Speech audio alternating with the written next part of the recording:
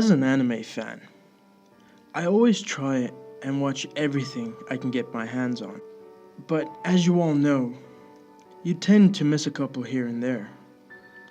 And today, we're going to talk about one that I've missed.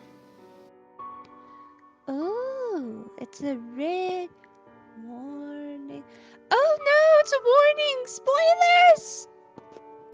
Erased. Erased. And you call yourself an anime fan, Izzy? Tisk, tisk, tisk. Oh, whatever. It's not like you've watched everything. Anyway, recently I watched a series on Netflix. Now, I started watching without knowing anything about it. And I have to say, I was captivated. I sat that whole day watching this series.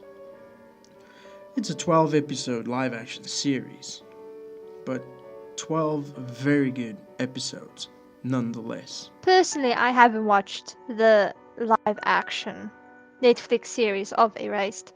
I've watched the anime, and the anime is also just as good, and it also consists of only 12 episodes. That's very easy to binge watch 3 hours through.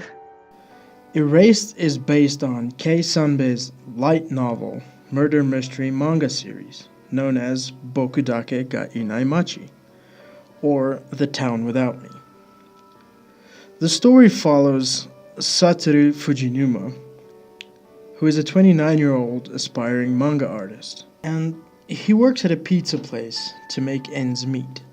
Now, in the pilot episode, we discover that Satoru has an ability, which he calls revivals. It shoots him momentarily back in time, just before something bad happens. And every time it happens, he kinda has to play detective so he can figure out what it is that's wrong so that he can prevent it from happening. Exactly as in the anime as well. But in the anime, in the pilot episode, the situation that was prevented set off a catalyst that Izzy will explain to you momentarily. But the catalyst was also investigated with him by his mom, who he dubs a witch for her amazing ability to pick up when his revivals are happening, even though she herself does not experience them. I thought that they handled it pretty good. They made it kind of look like deja vu in a way. So that was a nice touch for me. But here is where it gets serious. He returned home one night and found his mother murdered in the kitchen. With the police already on the way, making it look like he committed the murder. And while he was running away from the police, he tried to use his revival so he can prevent it from happening. And incidentally, shot him back 18 years in the past. But not like any other time travel story out there. More like his consciousness goes back into the past.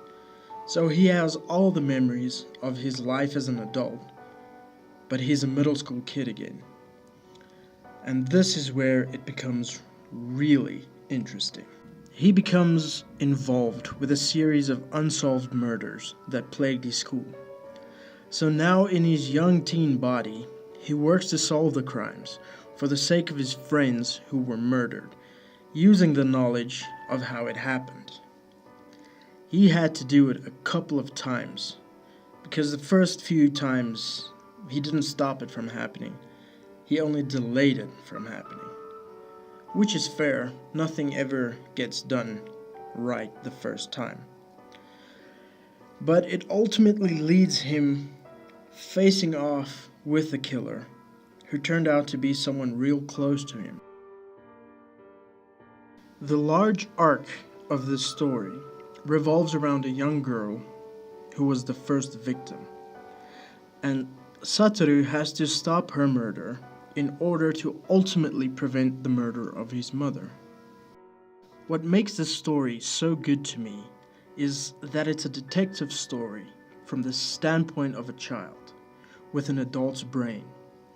And plus the time travel aspect that makes it pretty unique and fun to watch. And that everything is handled quite well, honestly.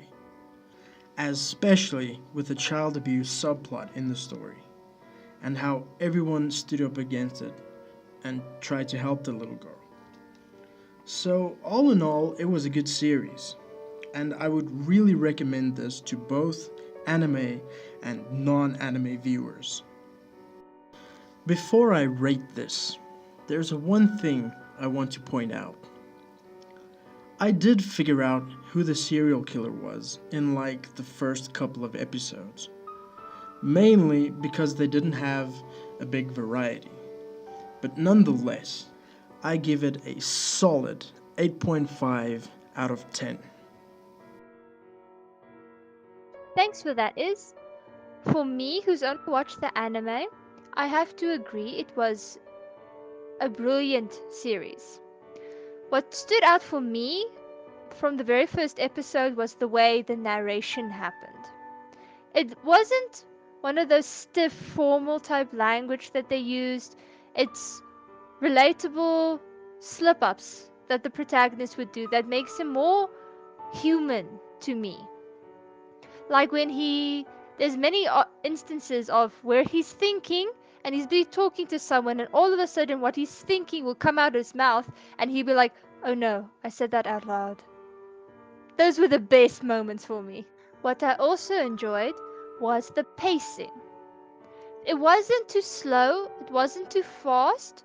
It kept your attention on each stage of the revival, when he was in the revival, when he was back, all of it. It kept your pacing at a good state so that you can keep up with it without feeling rushed or overly excited to get to the end.